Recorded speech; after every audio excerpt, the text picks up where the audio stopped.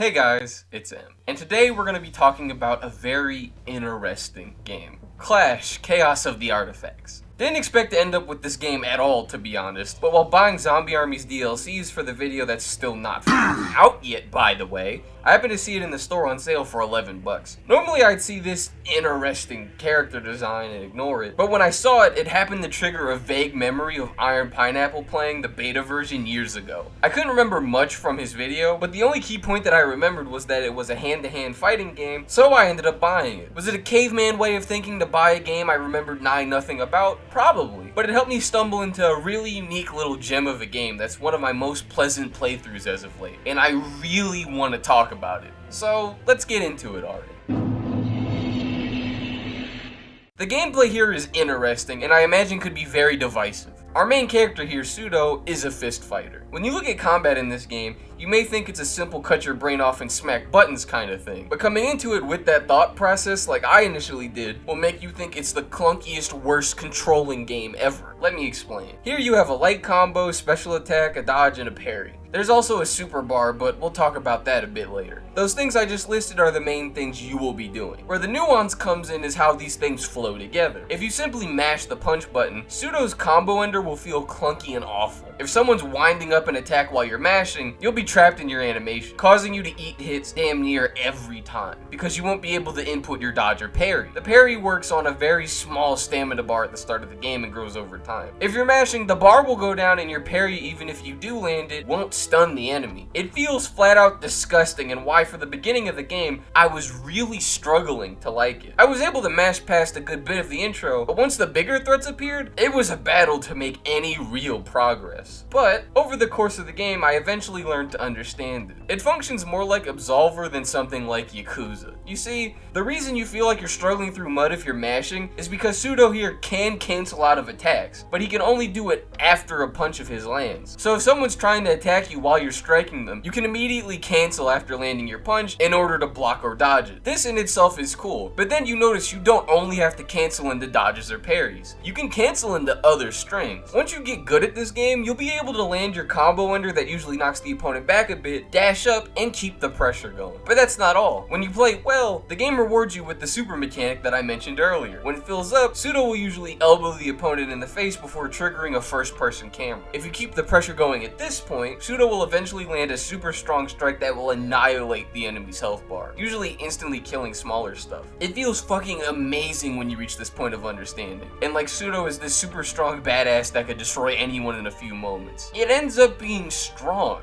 Almost too strong. While I do love the combat once you get to this point, you'll be able to defeat pretty much anybody with little struggle at all. And I don't mean this because you're so amazing nothing's able to hit you, although that is part of it. A lot of times, you can just stun lock most enemies or bosses so they can't fight back, trivializing them and their movesets completely. Doesn't exactly make the normal gameplay boring, as I think that flow is still fun and like a brawler's power fantasy, but it ends up making a lot of the fights feel samey towards the end.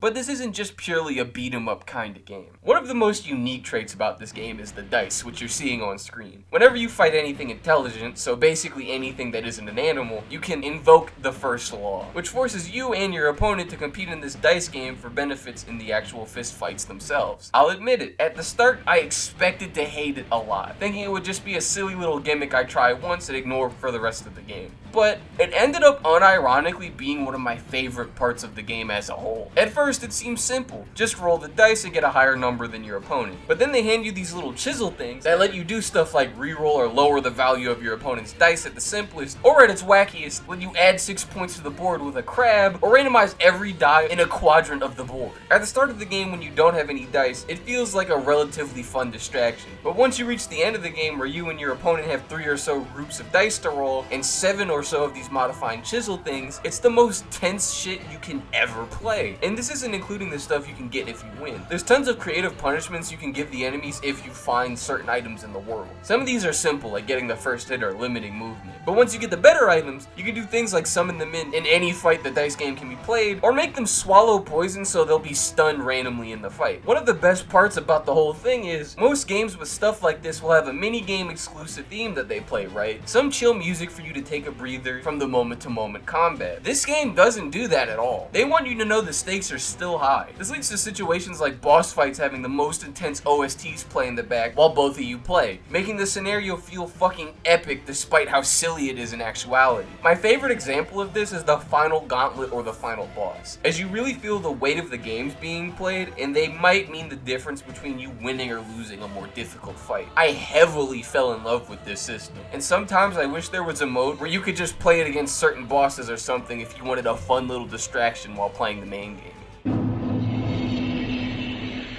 Trying to get all the main things out of the way so I can talk about some of the more fun, smaller stuff later, this isn't just some beat 'em up where you walk in a straight line and punch people. There's an entire open world to explore, and for the most part, I like it. There's a lot of varied locations you see over the course of the game that make you really feel like you're on this grand journey. Ignoring the pretty visuals of them at most times, you can find a lot of things that make exploring worthwhile. You can find stuff like small effigies to increase your stats, materials to trade with at stores, new armor sets, or you might find something bigger and unlock an entire new combat style or move. But it feels like you always have an incentive to check around these places. My gripe with it though is navigating it on a first playthrough is really annoying. I spent most of my time there trying to figure out where to go or what weird path to take. Honestly, it's my only sticking gripe with the entire game. Sure, it's not bad after you beat it once and know where to go, but I'd say until the midpoint, most of my time was spent going insane running in circles. Now they do have a map, but to open it, you have to pause the game and stop moving. With how weird some of these main paths are, you'll often be stopping, whipping out the map, going a few steps, and then stopping again. It's pretty annoying, I'm not gonna lie to you. I've heard of some extreme solutions for this, like having a mode where the game forces you down the mandatory route and blocks off everything else, but honestly, I think 90% of this problem would be fixed if they added something as simple as a mini-map that could be cut on or off. That way, you can see where you're going without having to constantly interrupt the gameplay.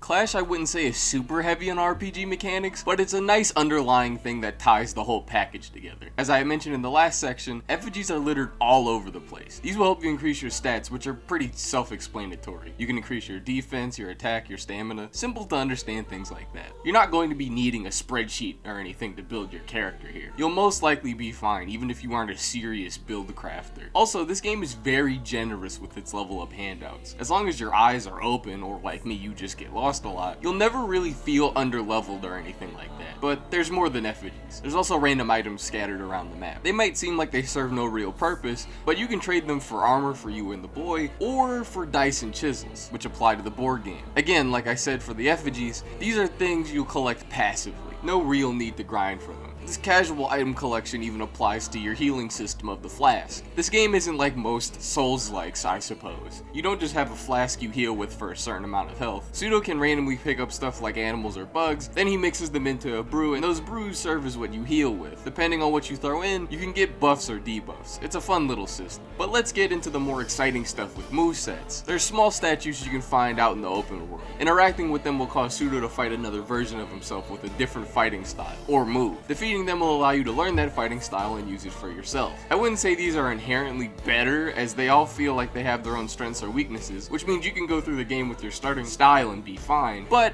they will definitely help you tailor the game to what you want, or just help you make yourself feel cool. Finally, let's talk about the knight armor sets. At night or after you die once, Pseudo is shifted into his knight form. In this state, you look like a shriveled up version of yourself. However, there are multiple armor sets you can find throughout the world. Truth be told, this is one of the most practically useless collectible types, as you're not often in knight form in the first place if you're playing well, and the buffs they give you don't feel huge, but I've never played a game and complained about it giving me more ways to look. I don't even think it's arguable to say that the knight form ends up looking way cooler than Pseudo's normal outfits. Funnily enough, this is the collectible type you'll have to go the most out of your way for. When I initially beat this game, I only had 5 or so pieces and assumed that this was just a slapped on feature. Come to find out, there's like 10 plus different full sets to discover. There's always something to do in this game even after you've beat it, and it adds a good bit of replay value. Now that we've talked about the basics, let's talk about the plot and writing here. The general basis of the story is very simple and something you've seen many times before. A lone strong man with no purpose running into a youth they need to protect. You might think I'm about to say it's overdone or something, but I'm not saying that as if it's a negative. With it staying on that simple framework for the most part, it makes it so we can focus on small interactions between our main character Pseudo and Boy. Yes, this little thing's name is Boy. Not gonna lie to you, I didn't really expect to grow attached to these two, but the small talk they have is really good. You get to see the contrast between a clearly hurt but numb guy and a relatively naive child that's afraid of hurting people. One of my favorite lines of dialogue in the entire game is the boy asking about Pseudo's father. For a quick bit of background catch-up, Pseudo's dad left him while the boy's grandfather dies at the start of the game. The boy asks if Pseudo was hurt when his dad left him, but Pseudo brushes it off, saying it doesn't really matter. That's just how the world is. The boy says his grandfather never left him, but Pseudo quickly snaps back and says, look at where that got him. It was such a real conversation that separated him from a lot of these other grizzled father figures I've seen in gaming media as of late. It's such an immature and harsh response to reflect on how Pseudo never really seemed to come to terms with being left, so he'd rather ignore it or act like it doesn't matter. Well, at the surface, he comes off as a dude who has it all together. When you hear moments like this, it's more accurate to say he's just doing what he has to do. I'd love to gush more about them and their small conversations I remember even 2 months or so after completing the game, but I feel that alone would extend this video by a good clump. But to continue on the good writing aside from them, I want to talk about Gemini, who is our main antagonist for this game. Now, she only really gets 2 scenes in the entire thing, one at the start and one at the end. So you might be wondering why I think she's such a well-written character. It's because if you read into the few things she does say, they paint a full picture. Like Pseudo on the surface, she looks fucking terrifying, more like a monster than anything else. But when you first meet her, she talks about getting the boy. She mentions how she's growing weak and needs a cure that the boy can provide. She's not randomly seeking to destroy this kid's life, but it seems to be the only way she can fix herself. When you reach the end of the game and defeat her, she says she never really liked her position in the first place, and speaks like she was more so forced into it. Too much power and too much greed, in her own words. Defeating her is good for you as she can't hurt your adoptive son, but it's not presented as a flat-out net positive, especially in the moment. You're fighting to protect your way of life, but in turn, you practically ruin hers. It's so good but so subtle, you wouldn't really notice her plight unless you read deeper into her words. And there's so many more scenes that I love, it hurts. We got funny scenes, we got emotional scenes. It all really just works perfectly in my opinion. But let's get off of the direct storytelling, right? Let's go into a really subtle detail that I love. The basic enemies of this game are bounty hunters trying to get the boy and give him the Gemini. You may be expecting a massive roster of throwaway goons, but that's not the case here. You end up fighting the same 10 or so goons across the entire game. You might be wondering how it's possible to beat up these guys and they keep coming back, but it's because, well, you're fist fighting these guys. Pseudo doesn't kill anybody over the course of the game, he just knocks them out, so they always come back. I really like this detail. I can't think of any other games where it's not just some of the bosses coming back, but the basic goons as well. It leads to them having this villain of the week type vibe to them when you're walking into an area and you hear them talking. You're kind of happy to see these dopey looking dudes after a while. There's a lot more I could go into with how this game sets up its world and its writing, like my favorite line between the boy and Pseudo at the literal end of the game, but I want you guys to play this too, so I'll keep it to myself for now, and maybe talk about it in a future video. This will probably be the last sort of negative, but the voice acting here is a mixed bag. Pseudo's voice actor is really good. So is Gemini's and a select few others. But for the most part, passable at best and violently noticeable at worst. The Master's a somewhat integral character, but he has one of the most generic voice effects I've ever heard. It's like the first deep voice effect you put on when you do voice acting or in audio editing. The Kappa enemy's voice is rough, it sounds bad, and it's mixed pretty weird too. It sounds like a dude with a bad microphone putting on a voice instead of actually being a character. Again, to reiterate, for most parts it's passable, but when you have the best voice actor in the game, the main lead, and everyone else has to follow up after him, it makes for some noticeable points, at least for me. let's talk about the elephant in the room finally. This game has some weird design choices. Our main character here looks like a hairy, multicolored Thum Thum. The boy looks like a hellish raven, and the mercenaries look really strange too. If you're an art style snob, it might turn some people off, but for me, it makes the game stand out. Yeah, Pseudo could have just been a guy and the boy could have just been a child, but then it makes them slip into the sea of forgettable at face value indie characters. With designs like this, if you saw them anywhere, you'd immediately recognize what game they're from and who they are. And with the good writing, as I mentioned earlier, it'll become more of a passing thing you don't acknowledge the absurdity of until someone who doesn't know what it is mentions it. This game's OST has no right to be as good as it is. Unironically, I can't think of a single bad track in its entirety. It's amazing at best and good at worst. Certain tracks like The Lonely Coast, Gemini's boss theme, or the song are some of my favorites. They manage to convey a lot of different emotions appropriate to the scenes you're on to help really immerse you in this experience, and it's great. Again, when you're fighting Gemini and Dice and her fucking banger of a track is in the background, or when any scene involving the boy comes up, this OST bumps those parts from already good to great. Even some of the scenes with weaker voice acting are often pulled up by the OST. I'd recommend, even if you've never played this game, to give it a listen. Clash is a very interesting but very good game. I can't really say I've ever played anything like it. While the plot's a simple but nice story, when it comes to everything else, it's a really different and unique experience. Do I think it's a game anybody will just pick up and love? No. The art style and combat I think would scare most normal people away. But once you accept those things, I feel you have a real overlooked, underappreciated gem on your hands, with tons of unique content to play around with. If you're the gaming hipster of your group or just want something different, I really recommend you pick this game up. It's a really fun romp I wish more people knew about. Anyways, I think I've said my piece. As always, as long as you're respectful, I'm glad to discuss with you in the comments, and I've been M, and I am out.